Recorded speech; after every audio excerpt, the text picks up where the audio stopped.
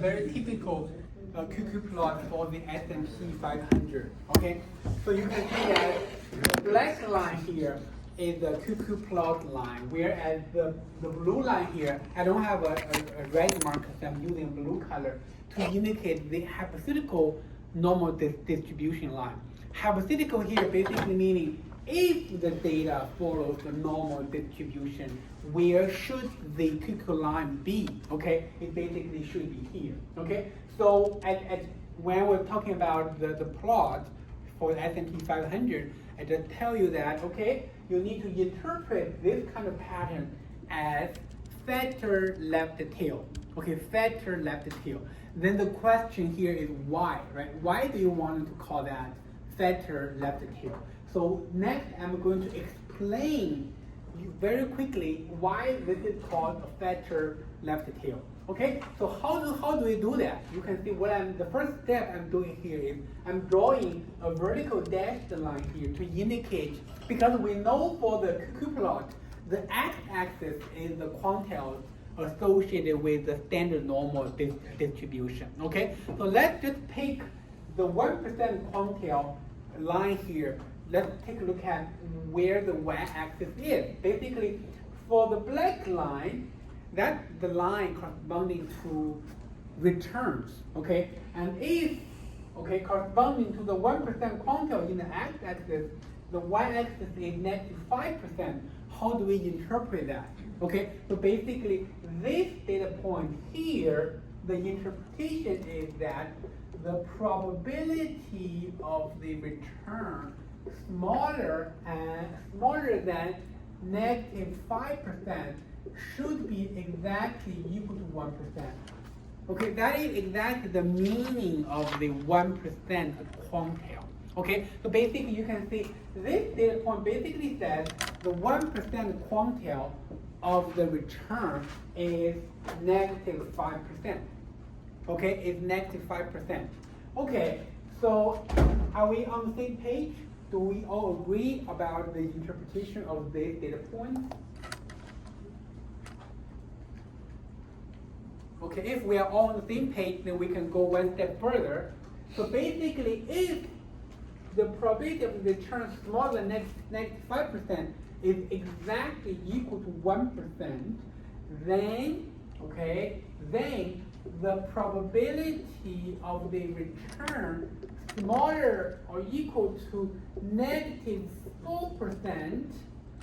Okay, why am I talking about negative 4%? Because that is the y data point corresponding to the hypothetical normal distribution line. You can see if we draw this vertical line, the cross point here shows you negative 4%. Okay, so that's why I wanted to take a look at, okay, if the return smaller than negative 5% is happening with a 1% chance, then what is the probability of the return smaller than negative 4%?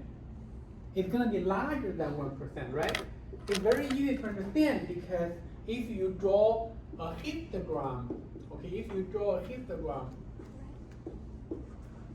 okay, if this is negative 5%, okay, meaning that, okay, the return in this neighborhood is happening with a 1% chance.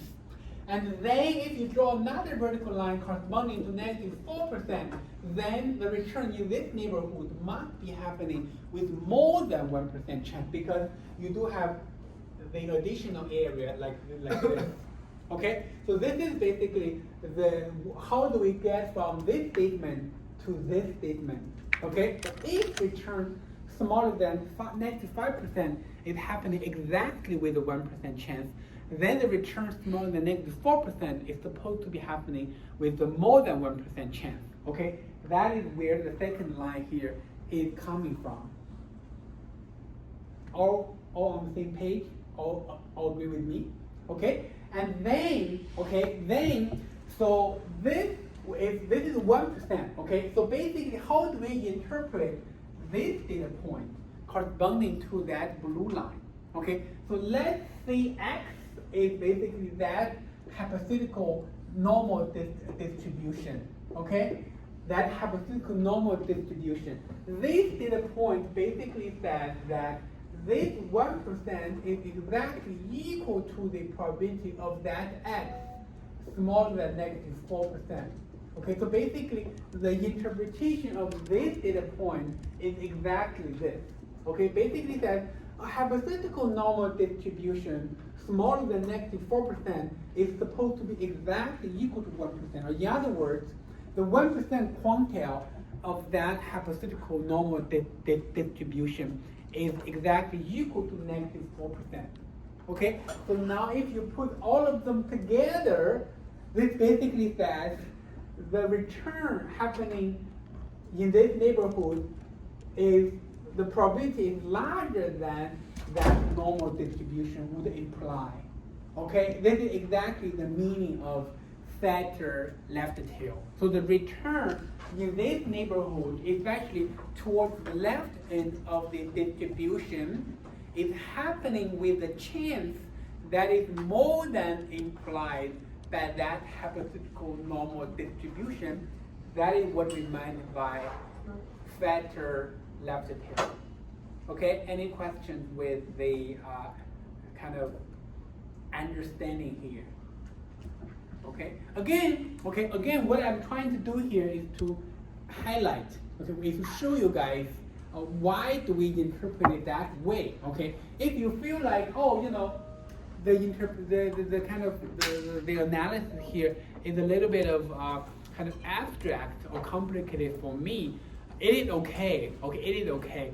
So, but my expectation is, okay, if you don't feel like, you know, if you feel like understanding the process, the reasoning process is a little bit involved, but you need to know the outcome. The outcome is basically, okay, if this kind of pattern shows up, what does it mean?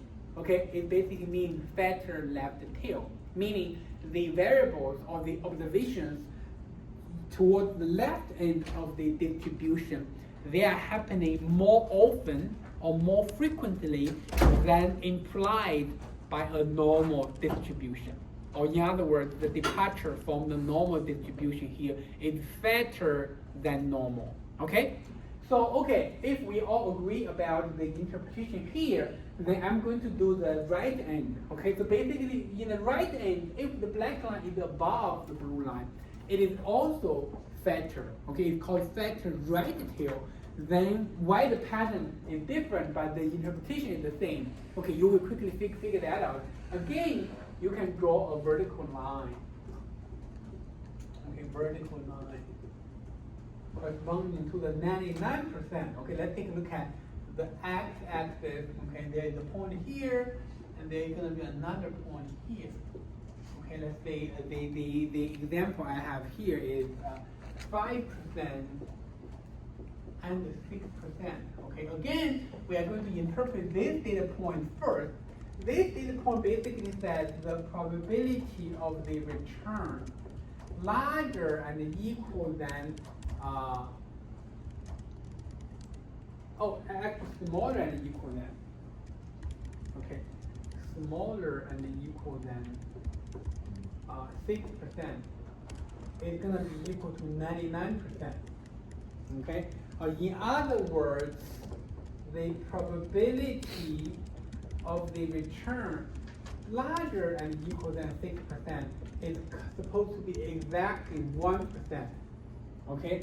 And then, meaning that the probability of the return larger and equal than 5%, that's exactly larger than 1%. Okay, 5%, why 5%? Because that is the quantile associated with the blue line, associated with the hypothetical normal distribution line. Okay, again, how do we get from here to here? You can take a look at the histogram. Okay, so if the return larger than 6% is exactly equal to 1%, and then the return larger than 5% should be more than 1%. Okay, should be more than 1%. Okay, and this is exactly equal to the probability of that hypothetical normal distribution larger than 5%. Okay, if you connect all of them together, basically meaning that the return, if you see that kind of pattern in the QQ plot, the return in the left end is also happening more frequently than implied by the normal distribution. Okay, so basically what I'm trying to do here is to highlight or to explain why the interpretation is basically why this is called factor left tail and why that is called factor right tail. Okay, any questions with the process? So it's the same chart, right? Just because you wrote like -5. Yes, this is the same chart as we just saw from the QQ plot for the S&P 500 return. What I'm trying to do here is to interpret, okay, why this is called that, why this is called that. I think we have a question. Can you repeat what you said about the other diagram, like if it's more than 1%? Oh, you know the this part or this part? The diagram on the right side. This one? Yes. Oh, okay. Are you able to see here? Yeah. Okay. So basically, I'm trying to say is how do we get from here to here? Okay. So if the return probability larger than 6% is exactly equal to 1%, then why does this imply the probability of return larger than 5% will be larger than 1%? So basically, let me kind of let's make it more clear. So let's see. This is the quantiles associated with the 6%. Okay, probability. Basically, this is the 99% quantile, meaning that there is a 1% chance return in this region. Okay, and then if you draw another vertical line here, the quantile is 5%. Then the return in this neighborhood will be larger than 1% chance. Does that make sense? Okay, this is exactly what I'm trying to put right here. Return larger than 5% is larger than 1%. Okay, so if you have, if you understand the quantile concept well, you understand what the histogram means, and then the reasoning here will make more sense to you. Okay, so again, let me quickly summarize. Okay, so every year, I do have very good understanding of which part is easier to understand, which part is difficult. Okay, so if you feel like this part is slightly out of, it's kind of slightly more mathematically involved. If you feel like, I find it very difficult to understand, it's totally fine. Okay, totally fine. The bottom line, what I'm trying to do here is to explain things. Okay, it's basically we learn how to interpret. Then the next step is why it goes that way. Okay, this is exactly why it's called factor left, factor right.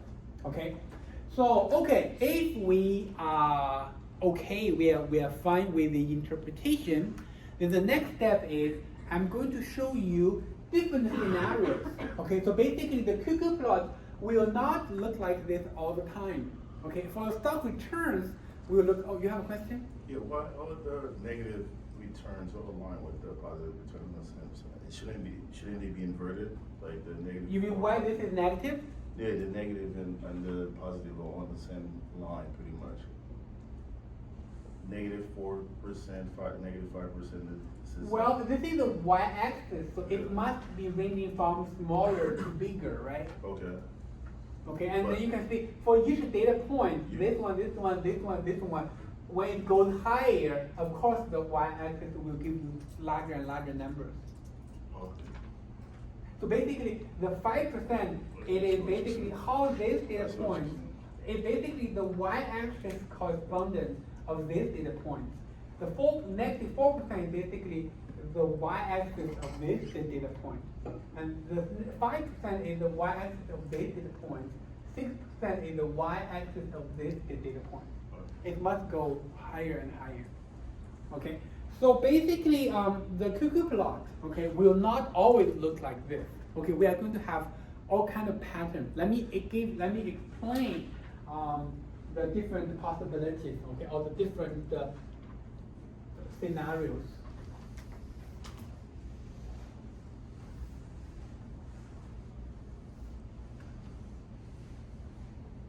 Okay, so this one, okay, I think without saying anything, okay, we all know how to interpret this, and we all know what is the example of this kind of cuckoo plot? Basically, the S&P 500 returns will give you such a cuckoo plot, okay, in which both the left tail and the right tail are fatter, okay? Then let's take a look at another situation, okay? There will be patterns like this, okay? And you will have, let's say, the normal line will be like this, and then you will have something like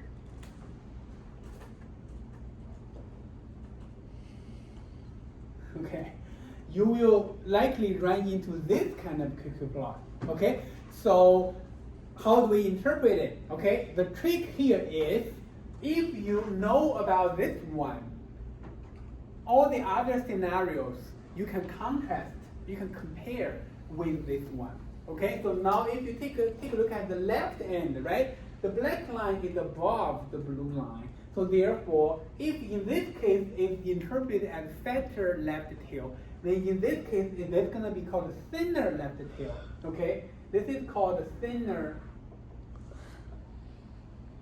left tail, meaning that the negative observations for this kind of data, they are happening less frequently than suggested by normal. Okay. And similarly, for this part of for the right end, okay, you can see the right end is exactly the same as this kind of plot. Basically, for the right end is actually fatter right tail. Okay, you can see as one end is thinner, the other end is fatter. Okay, and then the next question you're gonna ask me is, can you give me one example of a time series that's going to exhibit such kind of cuckoo plot, okay? So we do have a very good time series. That's basically the VIX, okay? If you make the cuckoo plot of the VIX, you will have such kind of cuckoo plot. So why? Because if you can still, I will show you that later once we get back to the computer, okay? So why for VIX, you will have this kind of cuckoo plot? Because we all know that VIX is always positive. Okay, it's basically a volatility index. When the market is calm, the VIX will stay at low levels. Okay, but when the market is kind of panicking, the VIX will spike up like crazy. Okay, so therefore the pattern shows you that on the negative end or on the left end, VIX has a lower bound. It cannot go negative. So therefore, relative to the normal distribution, the left tail is thinner relative to the normal distribution. Whereas, because VIX can spike up very quickly and very frequently, so therefore the left tail will be fatter. Okay, the left tail will be fatter.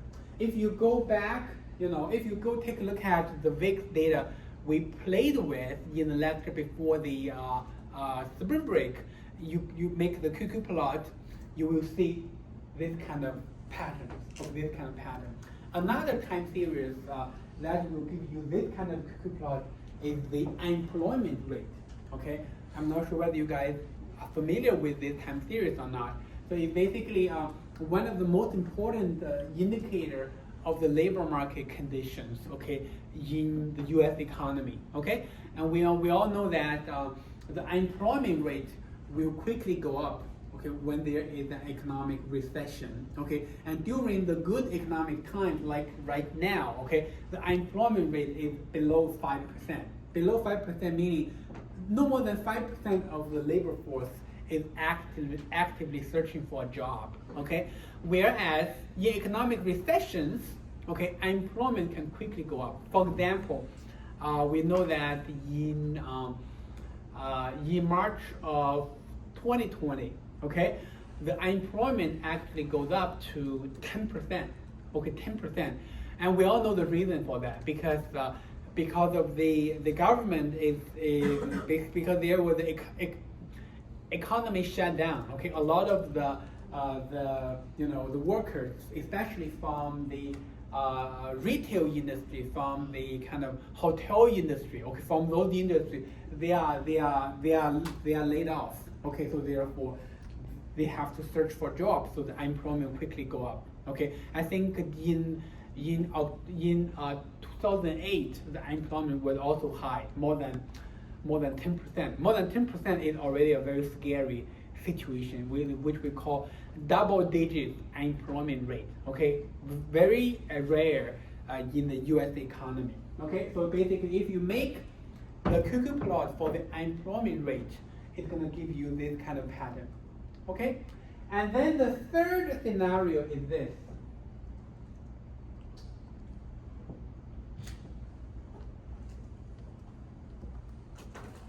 Let's see.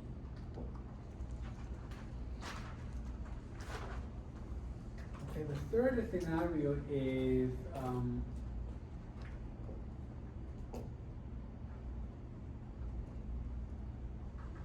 okay, it's like this. So basically, right now you know that how to interpret this kind of pattern. Okay, so basically, if you see this kind of cuckoo plot, this meaning thinner left tail, and this meaning thinner right tail.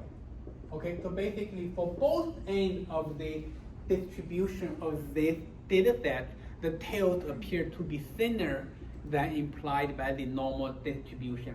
And then again, if you ask me what kind of data can give rise to this kind of cuckoo plot, I don't have a particular time series, okay, but I can tell you guys how you can manually create a data set that can give you this kind of cuckoo plot. Okay, let's see, how do we do that? So let's see, you have a particular data set. Let's say we use Z to denote it.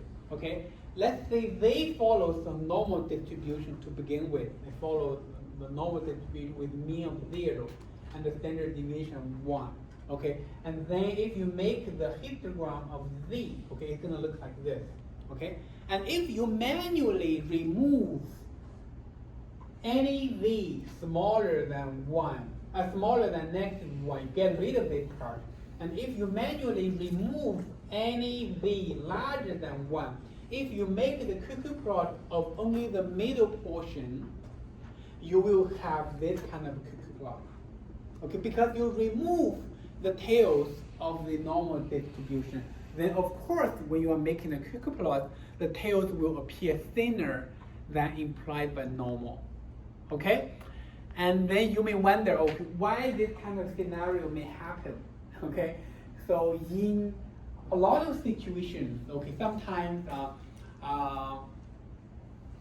like especially in the case of accounting, okay, portfolio managers, or they try to hide the very negative observations. Okay, they will manually delete some of the observations.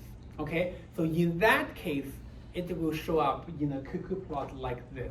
Okay, if the original data follow a normal distribution, and if you wanted to hide the bad performance by removing some of the negative observations, then it's gonna give you this kind of cuckoo plot. Okay, so this is basically the third scenario. Okay, the third situation.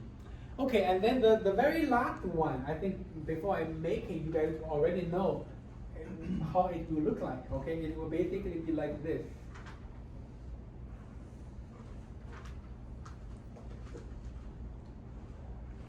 Okay, straight line. Okay, and then it's gonna be like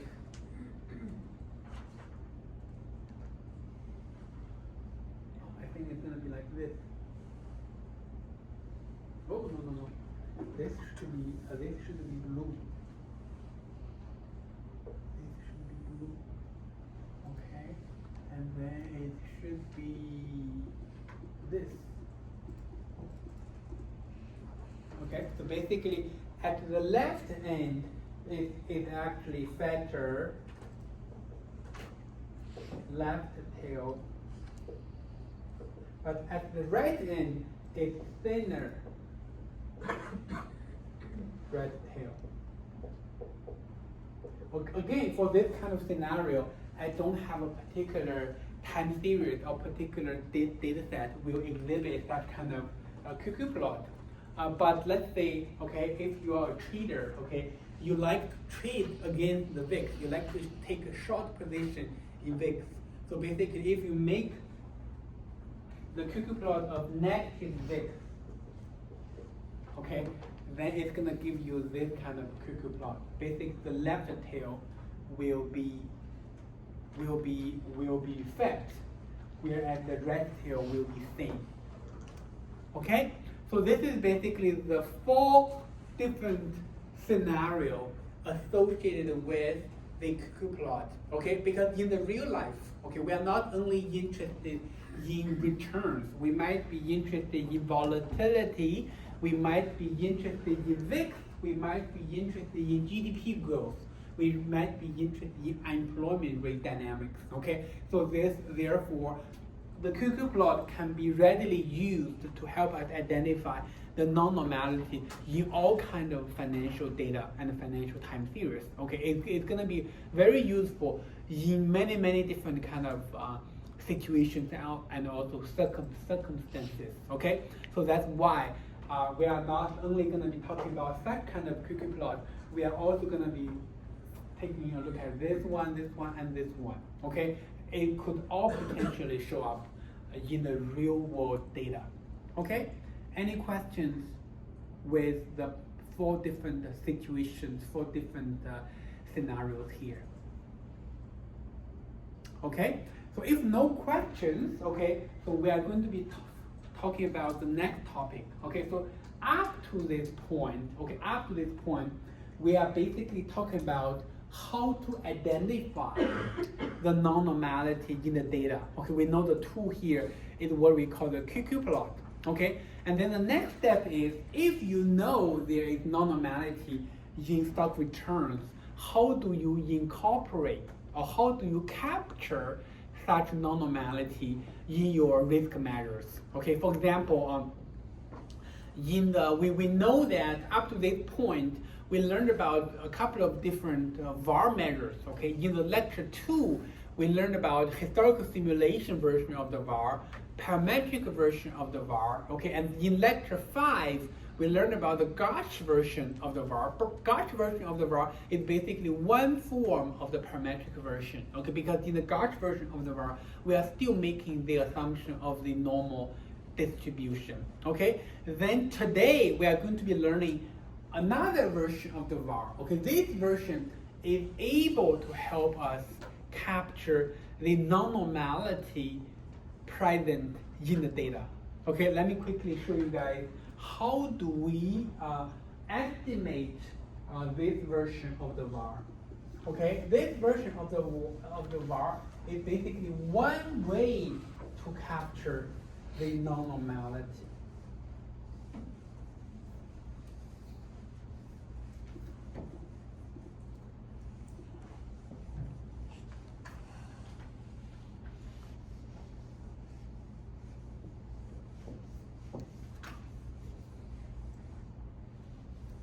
Okay, so let me see. Because we are going to be talking about the VAR, so let's familiar ourselves with the kind of very typical VAR context. Okay, so basically the context is you have historical data, R1, R2, RT minus 1, and RT. Okay, and you draw a vertical line here, indicate where you stand, and you are trying to estimate the VAR associated with RT plus 1.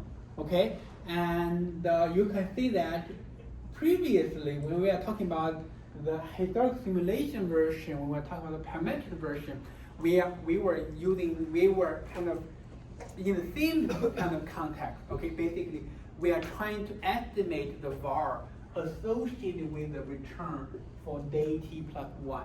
Okay, for day t plus 1. And let's see, okay, what is the new version of the VAR we are going to be talking about today? Okay, it's basically called filtered historical simulation.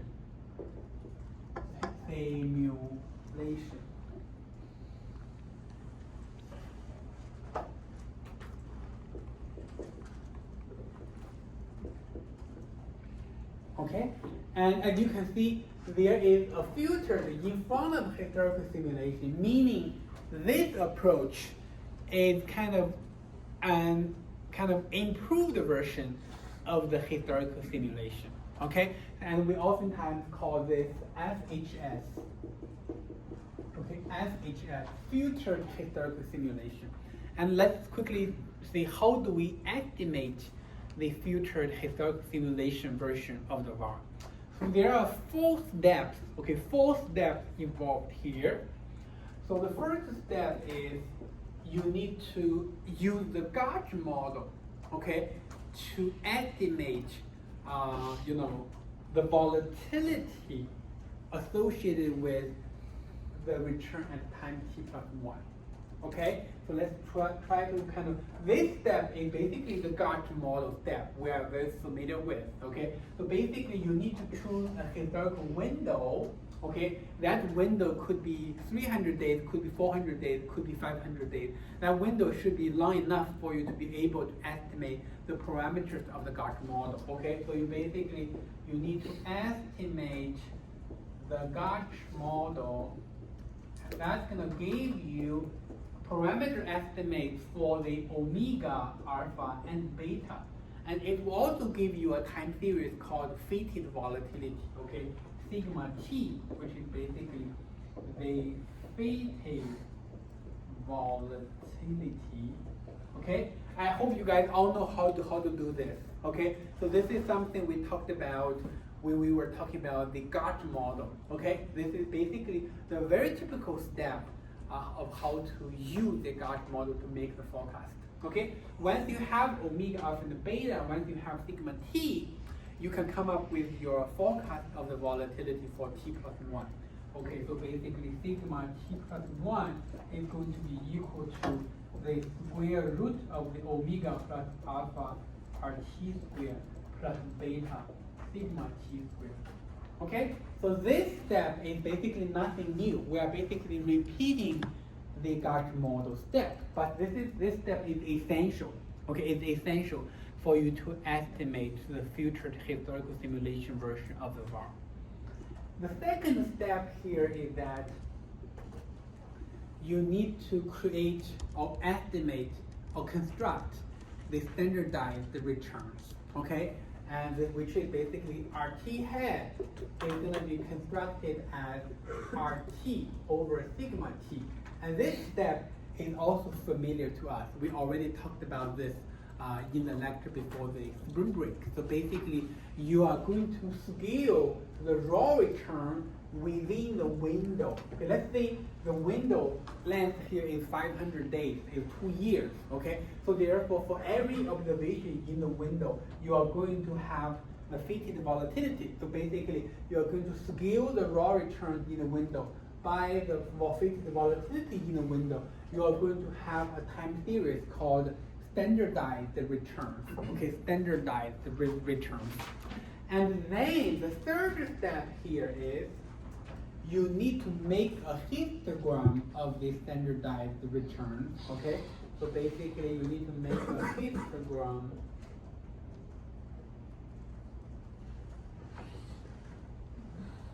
of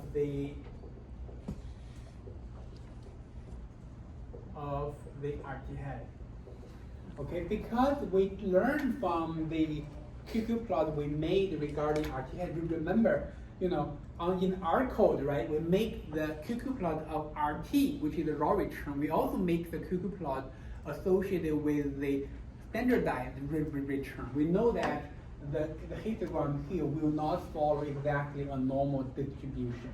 Okay, so therefore, in the third step here, we are not only going to make a histogram of the standardized return, we are also going to find out the quantiles associated with the RT head.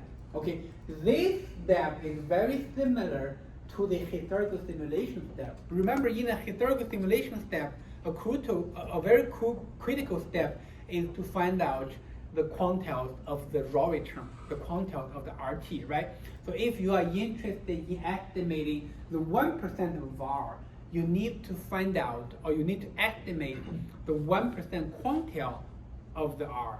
Okay, so basically in the third step here, you need to find out the quantiles of the RT head. Okay, so therefore, basically find out the quantiles of the RT head.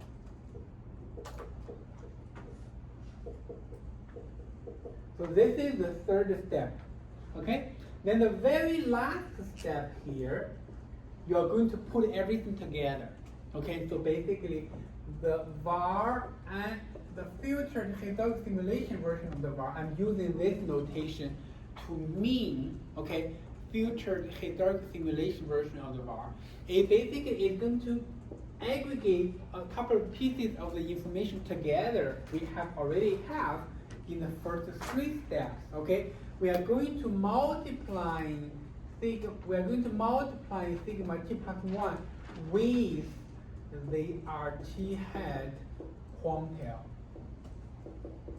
Okay, the RT head quantile is from the third step, and the sigma t plus 1 is from the first step. Okay, you can see every step here is essential. And because this is VAR, okay, we know VAR can never be negative, can only be positive. Okay, so therefore, sigma t plus 1 here is going to be positive, right? But RT head quantile will oftentimes be a negative number. So therefore, we need to put a negative sign in front of this product. Okay, in front of this product. So therefore, the VAR measure here will ultimately be positive. Okay, so this is basically the 4 steps involved in estimating the filtered historical simulation version of the VAR. And you can see that it's definitely more complicated than the historical simulation version of the VAR, right? In that case, it's only 1 step, then we are done. But here, we have to have 4 steps. Okay, of course, the process is more complicated. That is the cost. Okay, but the benefit is this version of the VAR has the pros, okay, of both the parametric version and the non-parametric version. Okay, so basically because we have sigma t plus 1 here, and this sigma t plus 1 is estimated from the Gauch model. So this version of the VAR will be very dynamic. It will not be, the kind of VAR plot we have for the historical simulation. So it will be very dynamic. It will change from one day to another.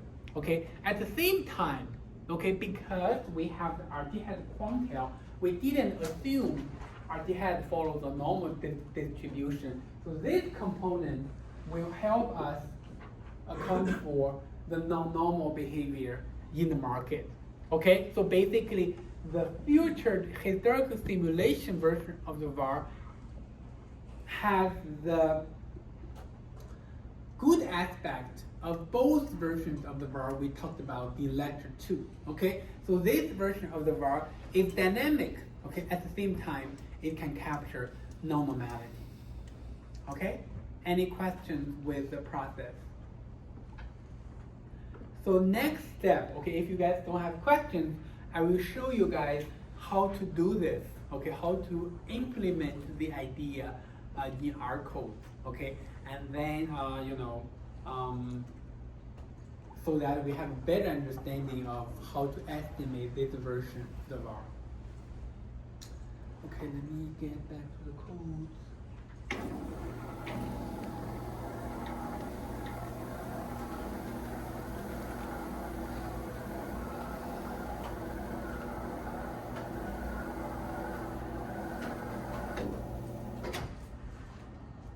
Okay, so there is a code, okay, called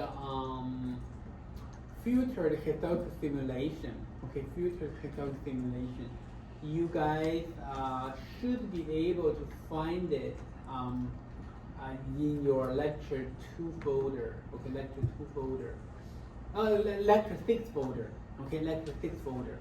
So this portion, okay, the highlighted portion here this is nothing new. This is nothing new. This is basically the code I copied from the lecture 1 folder. Okay, basically we are again going to be using the FNCE 500 from this 10-year period. Okay, to look at how to estimate the future historical simulation version of the VAR. This is basically data cleaning. Okay, so let me run this very quickly. Okay, and then next I will estimate 3 versions of the VAR. 3 versions. Okay, why do I want to estimate 3 versions? Because I wanted to compare. Okay, I want to compare the 3 versions.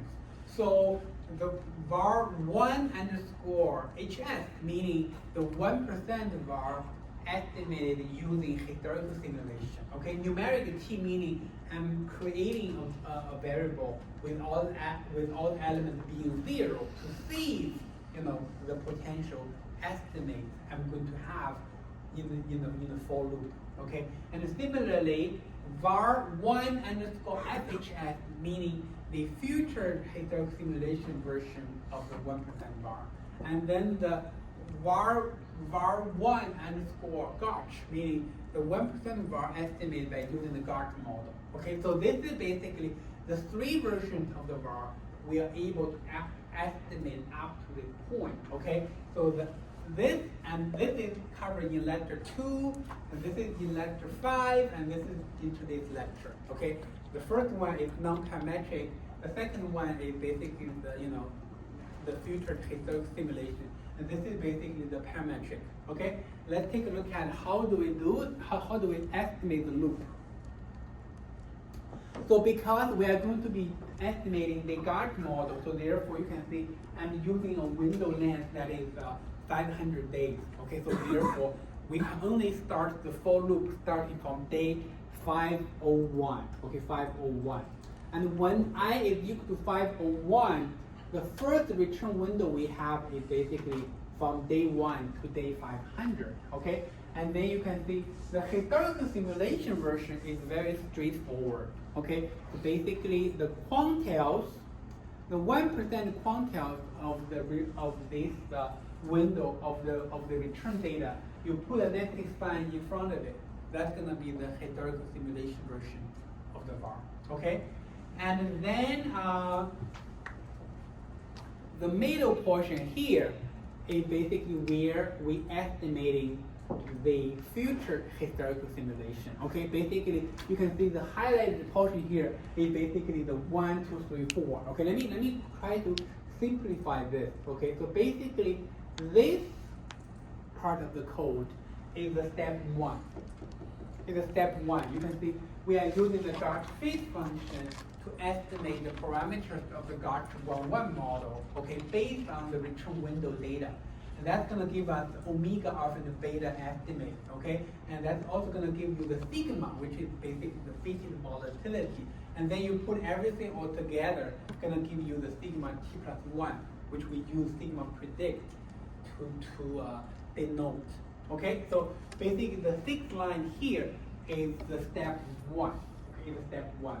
And then this is going to be the step 2, okay? You are calculating the standardized return, that is basically the raw return skewed by the fitted volatility sigma. Okay, that's going to give you the standardized return. That's basically step 2. And then you can see step 3 and step 4, they are all showing up in this line. So basically, this is step 3.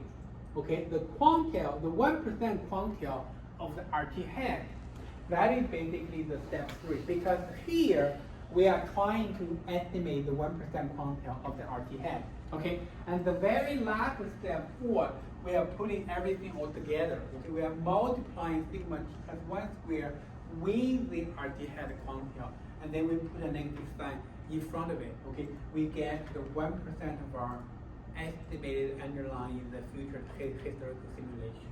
Okay, this is basically the execution of this approach. Okay. And then the very last line here is basically the Gauch version of the var. You can see it's very straightforward. Once you have the preparation ready, right? So it basically the volatility is estimated as sigma t plus 1, and this is we are only going to get the quantiles for this particular normal distribution. We put a negative sign in front of it. That's going to be the Gauge version of the var. Okay, so basically, if we run this code, we are going to have 3 versions of the var. Let's quickly run this.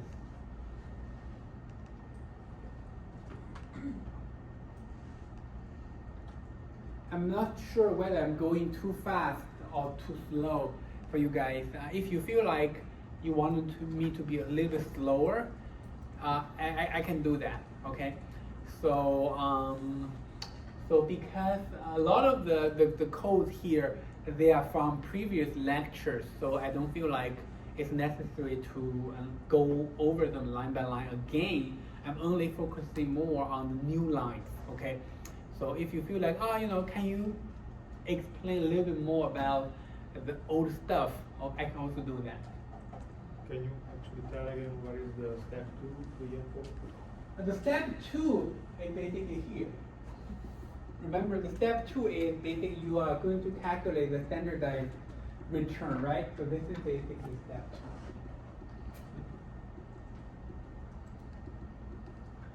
2. You can see.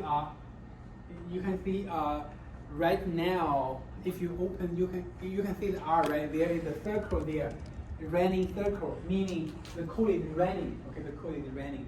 So it's very common, very common.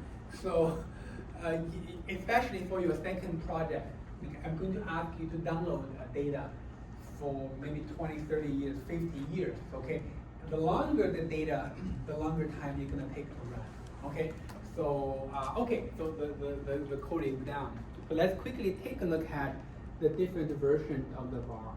So the first line here is the future historical simulation. Okay, we are all familiar with this version, and we know that the very defining feature of the historical simulation version of the var is that it's very smooth. Okay, not dynamic. Especially, you can see it's kind of flat. Okay, it's kind of flat for a long time. Okay, so that is not desirable because especially during the height of the financial crisis, and the managers are very anxious about how the risk has been changing from one day to another. But if you are using this particular measure, the message you tell to your manager is going to be the same every day. Okay, so let's take a look at other measures. The second line here is the right line. Okay, the right line is basically the future historical simulation version of the var. Okay, you can see that this line is much more dynamic. Okay, much more dynamic. Okay, you can see as the big pictures. Okay, you can see that the dynamic is the same. Okay, you can see initially it's kind of high and then kind of flat and then kind of spiked and then it declined again. Okay, but you can see, but the red line here is much more kind of dynamic and nuanced. Okay, give you a very updated version of the risk. And then the very last blue line will be the gauge version. Okay, let's take a look at the gauge version. Okay, so this is basically the gauge version. And then the interesting part is basically come from the comparison between the blue line and the red line. Okay, and you can see that most of the time, okay, the blue line coincides with the red line. Okay, when they coincide with each other, meaning that the tail risk or the normality is not obvious or is not that big during that time point. For example, you can see the two are kind of always go hand in hand with each other during most of the time here, okay? Meaning the tail risk is not that big during such a period, okay? But, okay, you can see the blue line and the red line is deviating from each other. The deviation is the biggest during the height of the financial crisis. You can see the red line is above the blue line by a significant amount. Okay, so the deviation between the two lines indicates the presence of the tail risk. Okay, indicates the presence of the tail risk. So basically, this is where the performance of the filtered historical simulation, basically the proof of this version of the VAR. Okay, because this version of the VAR is designed to be able to capture non-normal behavior, to be able to capture tail risk, and that is reflected in there. Okay, so basically in 2008, let's see, the blue bar or the dark version of the VAR will tell you that the VAR was about 14% on that day. Okay, but the future historical simulation will tell you it's about 16%. Okay, the magnitude is very different. Okay, the difference is basically coming from the tail risk. So tail risk is contributing about 2% of the VAR at the very high point. Okay, and you can see at those periods it contributed to some. Okay, but it's not as kind of sizable. But at the height of the financial crisis, the difference is like the biggest. Okay, so the contribution or the difference is coming from the presence of the tail risk. Okay, any questions with the execution here?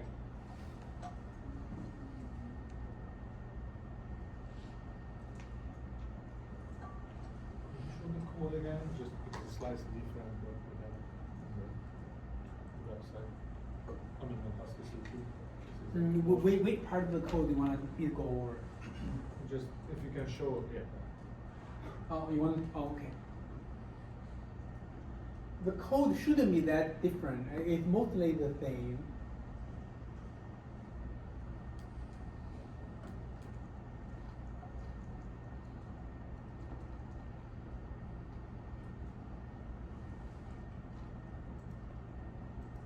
Okay, any questions with this approach? This is basically a new approach, okay, to estimate the VAR. Okay, a new approach to estimate the VAR. Okay, if no questions, next we are going to be talking about another tool, okay, that can help us capture the non-normality. Okay, another tool. So this is just one tool, okay. Future historical simulation is one tool. We do have another tool, okay. So let me turn off the screen.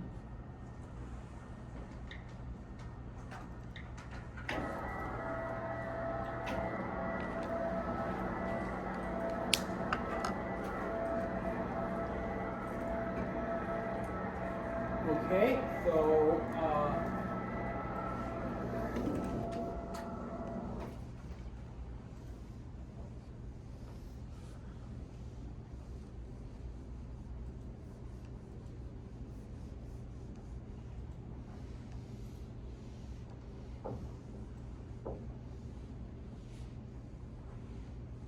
another tool we are going to be using to capture non-normality is called the student T distribution.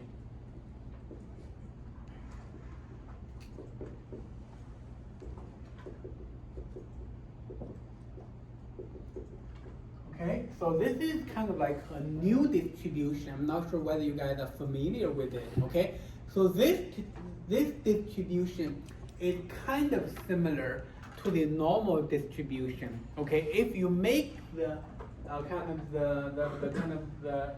if you make a plot of the probability density distribution, it will also have a bell-shaped curve. Okay, it also has a bell-shaped curve. Okay, very similar to the normal distribution. It actually always have a mean of 0. Okay, always have a mean of 0, and it's a bell-shaped curve. But okay, the student T distribution is different from the normal distribution. The difference is that the student T distribution is actually having fatter left tail and also fatter right tail. Okay, even though on surface it looks like very similar to the normal distribution in the sense that they both have a bell-shaped curve, but the details are different. Okay, so for the student T distribution, the left tail and the right tail are actually fatter than suggested by the normal distribution. Then you quickly realize that, okay, because this kind of pattern is very similar to that of the daily stock return. So therefore, we can use the student t distribution to capture the presence of the non-normality. Okay, so how do we do that? Let me quickly explain some of the parameters of the student t distribution. Okay, so we know that in the normal distribution, there are two parameters. Okay, one is the mean, the other is the standard deviation. But there is only one parameter associated with the student t distribution. Okay, only one parameter. And that parameter, what we oftentimes use, we oftentimes call degree of freedom. Okay, and we are using D to denote it. Okay, so basically the degree of freedom is the name of this parameter. Okay, so you can see that for the student t distribution, we don't have a parameter to capture the mean of this distribution because it always has a mean of 0. And the only parameter that is available to capture this distribution is called the degree of freedom. It's denoted by letter D. Okay? So, and if we use X, okay, to denote the student t distribution, it always have a mean of 0. Always has a mean of 0. And the variance of X is always equal to D over D minus 2. Okay, then you can see that the degree of freedom parameter is basically has a very close relation with the variance of this student t distribution. Unfortunately, the variance is not equal to 1, right? Because if it's equal to 1, it should be d over d. Okay, this is actually larger than 1. Okay, and very interestingly, the d can only range between 2 and the positive infinity. Okay, 2 and the positive infinity. And that is easy to understand because we want the variance to be always larger than 0, right? Larger than 0. So therefore, the denominator here must be positive. Okay, so therefore, the d can only range between between 2 and the positive infinity. And then a very interesting pattern associated with the student t distribution is that, okay, when the d is approaching positive infinity, basically the larger the degree of freedom parameter, the closer the student t distribution will get to the normal distribution. So basically, as the d approaching positive infinity, the student t distribution will become a normal distribution. Okay, and on the other hand, when the d is approaching 2, is getting closer to 2, then the departure from normality will be the biggest. Okay, so therefore you can see the degree of freedom parameter in the student t distribution plays very important roles. Okay, it not only tells us the variance of this variable or this distribution, it can also tell us how large this distribution is departing from the normal distribution. I already told you guys the answer. Okay, the answer is the smaller the d, the larger the departure from normal. Okay, and the larger the d, the smaller the departure from normal. Okay, and in one of the questions on your second project, I want you guys to be able to understand this concept better by simulating the student t distribution. Okay, by simulating the student t distribution. Okay, so let me show you guys the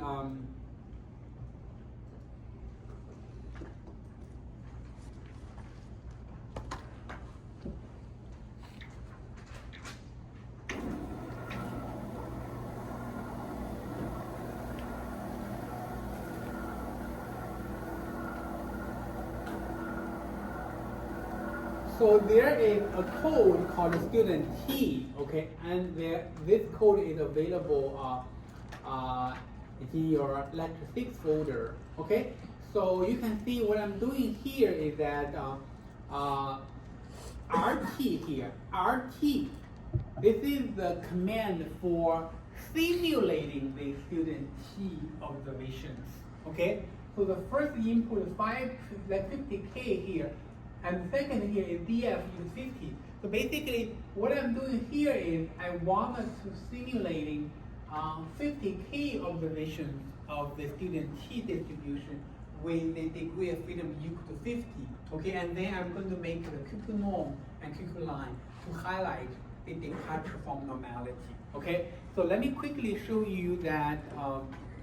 Let's say if we have the DF degree of freedom equal to 5, how the pattern will look like. Okay, if degree of freedom equal to 5, you can see the cuckoo plot looks exactly at that of the stock return cuckoo plot. Okay, so basically at both the left end and the right end, we do have departure from normality, meaning that the left end is fatter, the right end is also fatter. Okay, so this is when the degree of freedom is equal to 5. And then if we increase the degree of freedom from 5 to 10,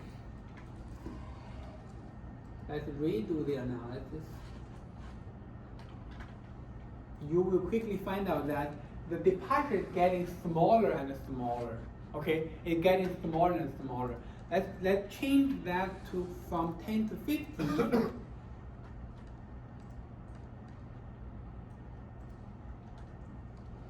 You can see it is even smaller. Okay, so basically you can see the departure is almost kind of basically the black line is collapsed to the red line, meaning that the student T distribution when the degree of freedom is equal to 50 is almost like a normal distribution. Okay, let's see if we increase this to be 500.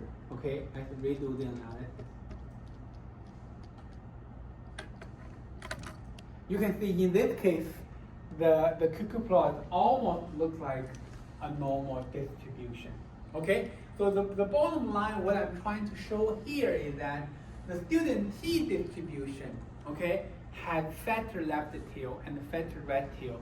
So therefore, this distribution can be used to capture, actually to model the stock returns. Okay, to model the stock return. I will show you how to do that, afterwards on the whiteboard. But right now, all you need to understand is, okay, this distribution exactly match the departure from normality in the stock returns. Okay, and one defining feature of the student T distribution is that it has only one parameter called degree of freedom, and that parameter can control the amount of departure from normality. And the smaller the degree of freedom, the larger the departure. And the larger the degree of freedom, the smaller of the departure. Okay, you can see from this exercise, I can show you guys on the whiteboard. Okay, so in one of the questions on your second project,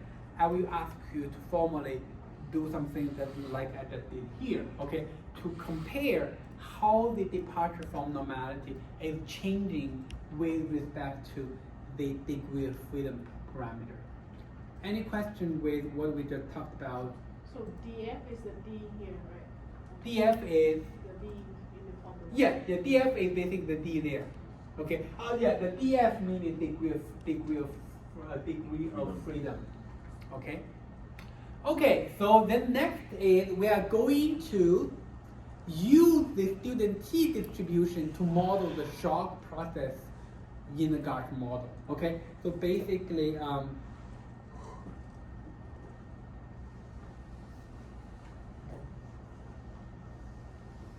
Okay, let me just write it here, okay?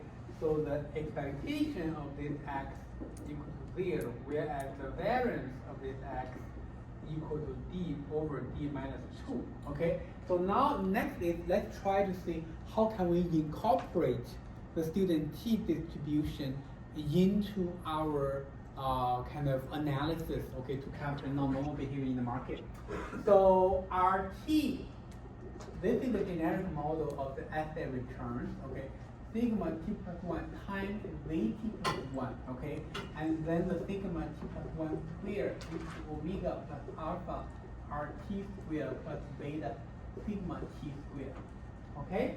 So this is basically the first line is the generic model of asset returns. The second line is the GART model. We are all familiar with how to use them together, okay? So in the GART model lecture, we are assuming that Vt plus 1 follows the standard normal distribution. Okay, and then today, okay, in the first half of today's lecture, we learned that the Vt plus 1 does not necessarily follow a normal distribution in the data.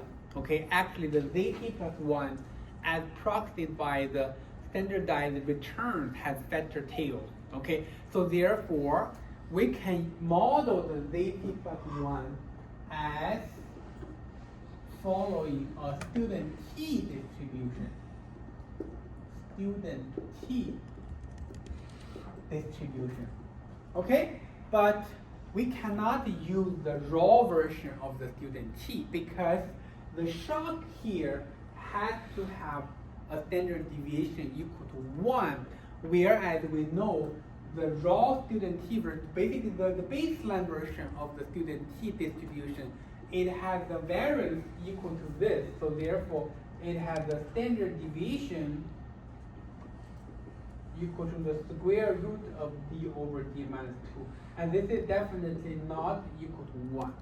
Okay? So therefore, to model use the student T to model the shock, we need to first normalize the student T distribution. How do we do that? So basically, we are going to create a new variable called Z. Okay? Z is defined as X. Okay, sorry. X given by d over d minus 2. Okay, so basically the square root of basically z is the student T distribution variable skewed by the volatility of this variable. Okay, so therefore the standard deviation of this is going to be exactly equal to 1. Okay, equal to 1. So therefore we can use this normalized student T distribution to model that shock process in the generic model of asset returns. Okay, so this is basically the how do we do it. And then the next step is you wanted to ask, okay, how do we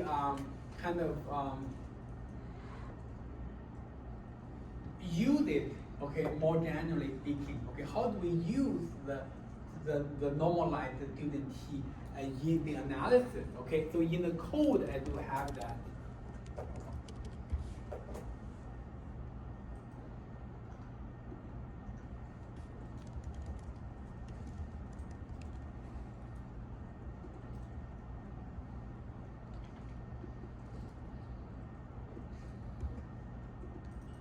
Okay, so the highlighted line here, okay, the highlighted line here, what I'm trying to show you that how do you make some adjustments, okay, in the GART fit function so that you can model that shock process Z as coming from a normalized student T distribution, okay? You can see that everything in the GART fit function is still the same as before.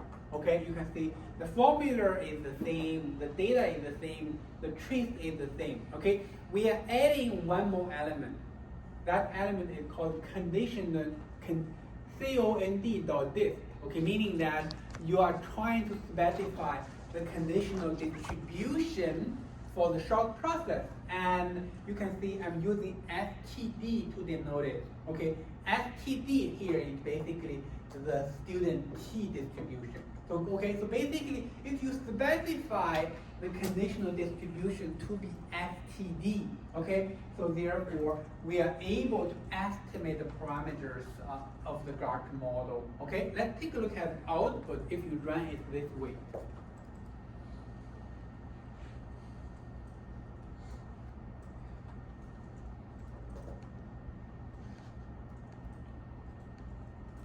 Okay, so this portion is what I wanted to highlight. Okay, what I want to highlight. So you can see when you are re-estimating the parameters here, okay, you previously we have mu, omega, alpha, and beta. Okay, so now we have one extra parameter called the shape. Okay, called the shape. And the shape here is equal to 6.89. So what is that shape? Okay, the shape is basically the estimated degree of freedom. Okay, the estimated degree of freedom associated with that student T distribution.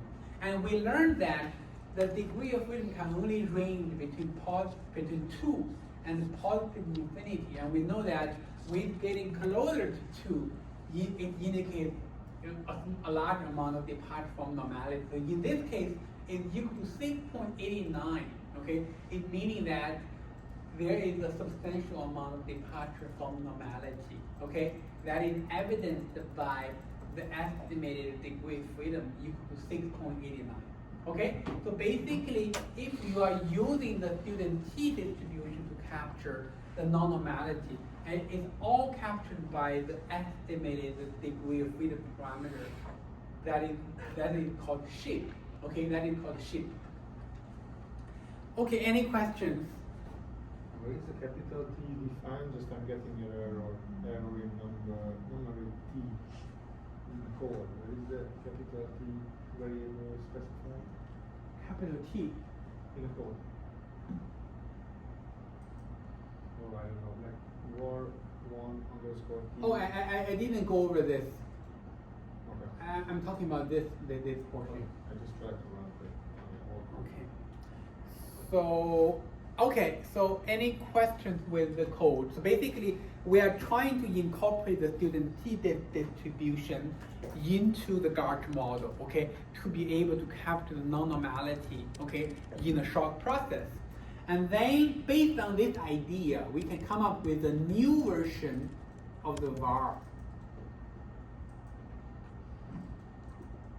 Okay, a new version of the var. So basically, let's say, okay, if you go back to the future historical simulation code, okay, so in that same code, okay, if you go further lower, so basically you can see that we are able to do the analysis once again, like here, okay.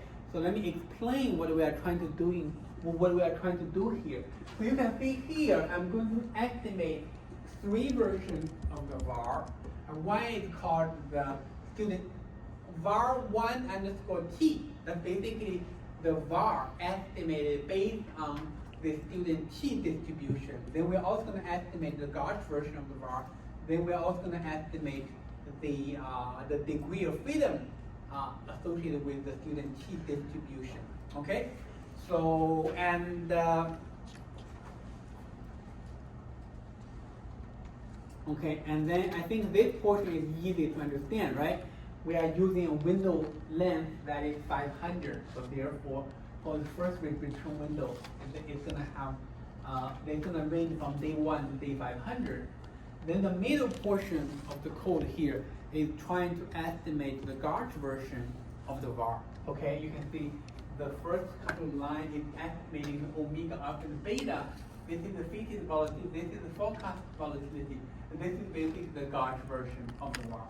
So basically, what I'm trying to show you guys here is that you can incorporate, okay, the student T distribution into the var estimate. And this is the Gauge version, and then this portion is the student T version. Let's take a look at the details here.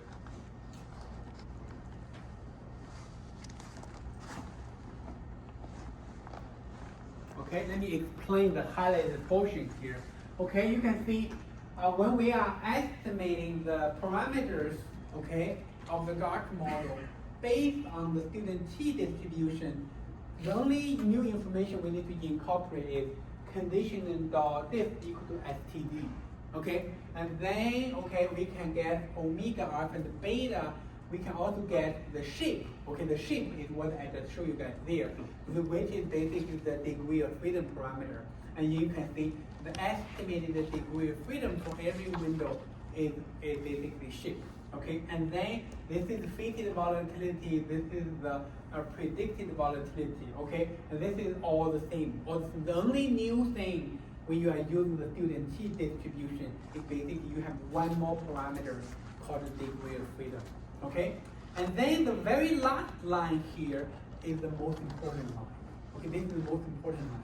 So basically, okay, you have the sigma T plus 1. Okay, and then based on this kind of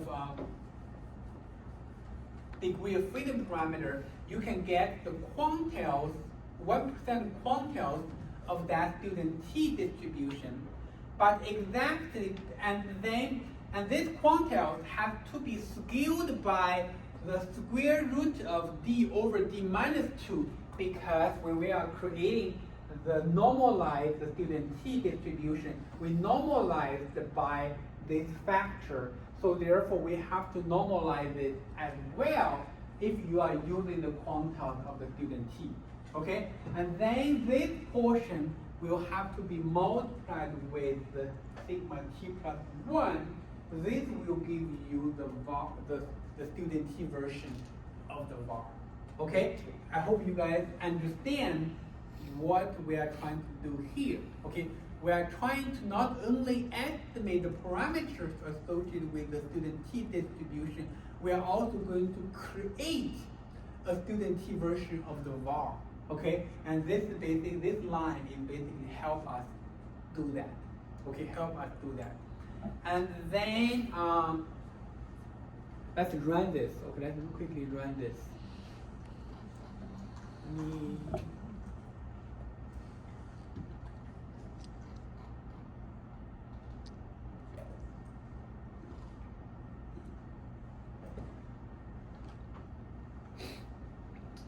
Let's see how long it's gonna take to run the code.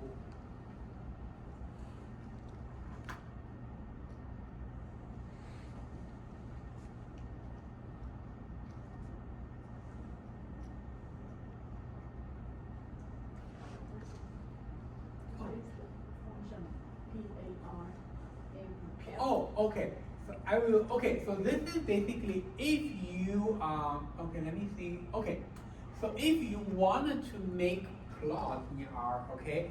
So this is a very handy function that can help you arrange the plot altogether. You can see whenever I wanted to make two plots, two figures on the same plot, I wanted to use this PAR. MF row meaning I'm going to make a 2x1 plot. Okay, so basically I'm going to first create a kind of a panel here. Okay, and then this is a 2x1 panel, and then the first plot will be on the left. The second plot will be on the right.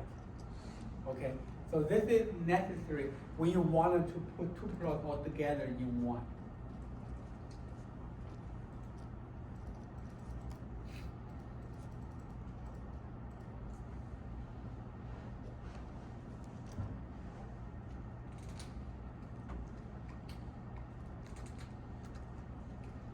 Okay, it's taking a little bit of time.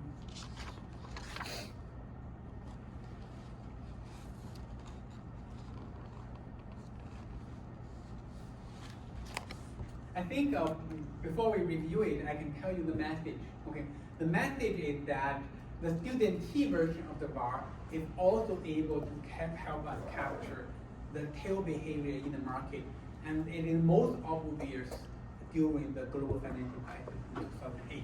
Okay, so I think once the code is done running, we are going to take a look at, the student T version of the var. We're going to contrast that with the Gauch version, and then you're going to see the difference is most obvious during the height of the financial of the global financial crisis. Okay, and you can also compare that with the dynamics of the estimated degree of freedom, and the degree of freedom is also the smaller the degree of freedom, and the more obvious the departure from normality. Okay, so.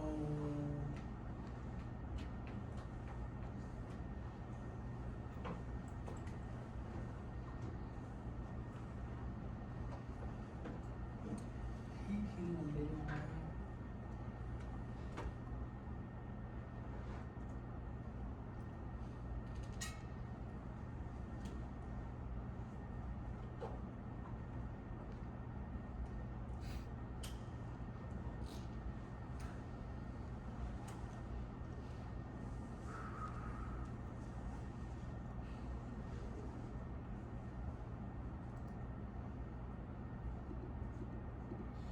Okay, we're done.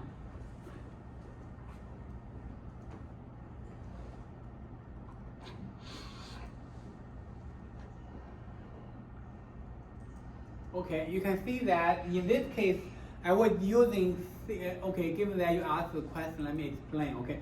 So here, I'm using MF rho equal to C21. 21 meaning I'm going to make a 2 by 1 kind of plot, okay. Basically, gonna be one up, one below, okay. If I'm using C12, meaning it's gonna be a 1 by 2 plot, one on the left, one on the right, okay. It's all up to your specific needs, okay. So let's interpret the pattern here. You can see the contrast between the blue line and the red line in the upper panel here is very similar to that of the contrast if we just have when we were using the future historical simulation. Okay, so basically in both cases, the red line is coinciding with the blue line most of the time when the market is kind of calm. Okay, and then the two lines will departure from each other, will deviate from each other when there is a lot of tail risk in the market, and that is most obvious during the height of the financial crisis. And you can see when you are using student T distribution, the departure is even more obvious. Okay, and then you can see the estimated degree of freedom process. Okay, so most of the time it's actually 10. Okay, basically I don't know why it kind of the upper bound is 10 here, but it looks more like. When R is estimating that degree of freedom, there is an upper bound. But the most interesting part is that, okay, the degree of freedom is getting lower. It's getting lower when there was a crisis. Okay, the lower degree of freedom, if you relate this to the nature of the student T distribution, the smaller the degree of freedom, the larger the departure from normality, meaning the stronger the tails, okay, in the market. That's exactly consistent with what we just saw up there in the upper panel. Okay, so therefore, the degree of freedom parameter is one of the important parameters in the student T distribution if you want to interpret, the student T version of the VAR. Okay? So, okay, let me quickly summarize what we have done today. Okay, what we have done today. So basically, the topic of today is non-normal behavior in the market. We know for risk management, it is a very legitimate concern because we are very concerned with the left tail side of the event. Okay, in the first half of this lecture, we learned about a tool called the QQ plot. Okay. The tool is able to help us identify non-normality, basically trying to help us at least to see where the non-normality is. And then I also showed you guys, okay, for stock return, this is the pattern, okay, and there is better left tail, there is better right tail, and then there are other potential scenarios, okay, when you are dealing with financial time series. It's going to be this kind of pattern, that kind of pattern. You should be able to interpret, okay, the departure from normality. And then in the second half of today's lecture, we basically learned about two VAR kind of two new VAR models or two new VAR measures. Okay, one is called future historical simulation. Another is called student T version of the VAR. Okay, both versions of the VAR, they are trying to help us capture the normality in the market. Okay, they are based on different ideas. Okay, the future historical simulation is based on the idea that we are trying to use the quantiles in the histogram to help us capture the normality.